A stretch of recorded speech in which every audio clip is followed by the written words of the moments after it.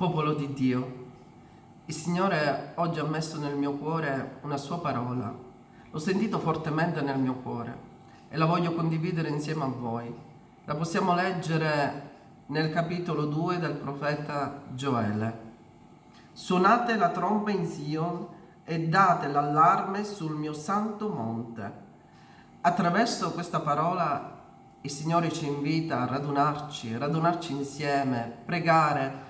È un tempo di ravvedimento, ci vuole questo ravvedimento serio nelle nostre vite, questo pentimento, affinché il Signore possa usare la sua misericordia nei nostri confronti e che ci protegga e ci libera da ogni male che ci affligge. Quindi attraverso la parola dove dice suonate la tromba, io oggi voglio suonare lo shofar per dare onore al suo nome e affinché la sua benedizione scenda su tutti noi.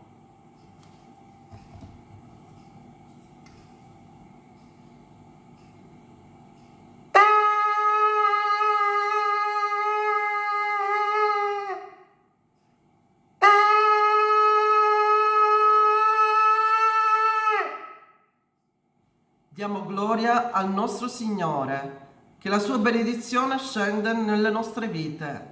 Pace a tutti.